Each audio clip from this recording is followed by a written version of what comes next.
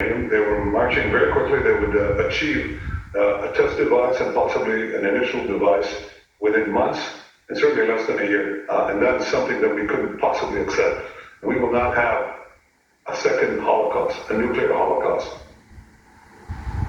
Israel hit nuclear military sites and removed top commanders in the Islamic theocracy. Iran retaliated, doing what it always does, which is targeting civilians. This war is likely to continue. After all, Iran is the same regime which consistently plots to assassinate U.S. officials. The Trump administration tried to broker an agreement. Skeptics wonder if Iran was ever serious about a deal or would honor one. And there has been some speculation that negotiations were just a ruse to distract Iran while Israel prepared to attack. Joining us is former Assistant Secretary of State Brian Hook, who negotiated with Iran and has actually been the target of Iran's hatred for the West himself. Welcome, Mr. Hook. Thank you for joining us. How long will this conflict last, and in what ways should we be prepared for Iran's retaliation?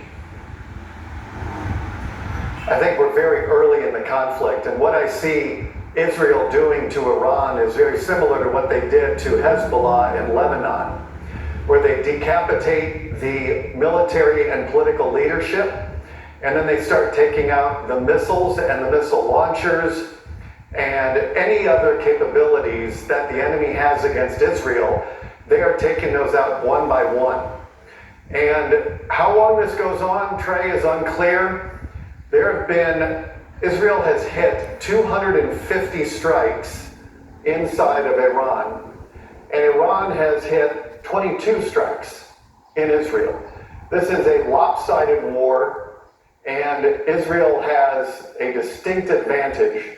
My sense is that they're going to keep pressing the advantage, and they're going to keep going after the personnel and the nuclear scientists and the military officials and the hardware that they've been using for decades to attack Israel. Is it too early to get a sense of how much of Iran's nuclear weapons capacity or potential was impacted and how much remains?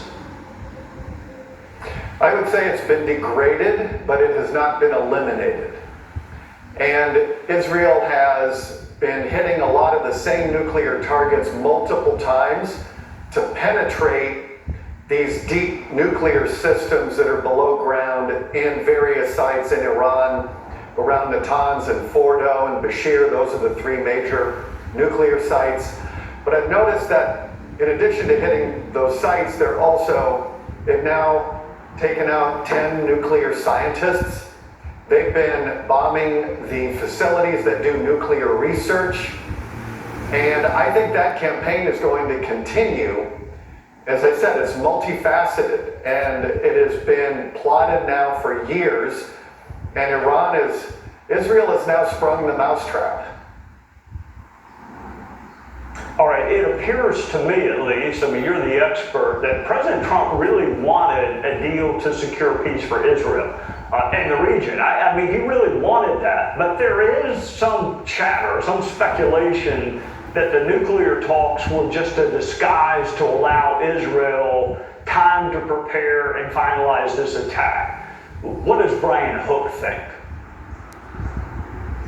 I think President Trump is sincere in his desire to reach a deal with the Iranian regime. And his envoy, Steve Witkoff, has had 5 or 6 rounds of talks. And at these talks, he is conveying to the Iranians, we can do this the easy way or the hard way. And President Trump gave the regime 60 days of diplomacy to try to come to a deal. And it was made clear to them that we can do it one of 2 ways. And the regime, I don't understand why they didn't take the diplomatic off-ramp that President Trump offered. But they decided to choose the hard way, and the hard way arrived 3 days ago. All right, Brian, before I'll let you go, you mentioned the disproportionate number of strikes in Iran versus Israel. Should that change? Should things begin to level out? How active do you think the U.S. will be in defending Israel? It looks like the United States is going to help Israel defend itself. And as President Trump said, he's not part of the war, and that's the offensive piece. But helping a friend defend itself is now part, I mean, it's certainly part of the U.S. role. I think Iran's biggest challenge is they have something like 2,000 missiles, but they're running out of missile launchers. And unless you have a launcher, the missiles are fairly useless.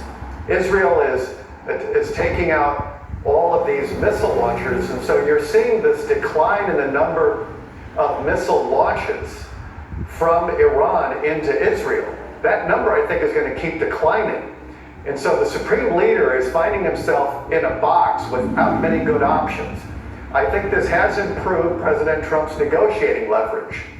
And it may then create the balance that was missing to force the Iranians back to the negotiating table so that some sort of much better nuclear deal can be negotiated. Brian Hook, truly with an unparalleled level of expertise when it comes to Iran. Thank you for your service to our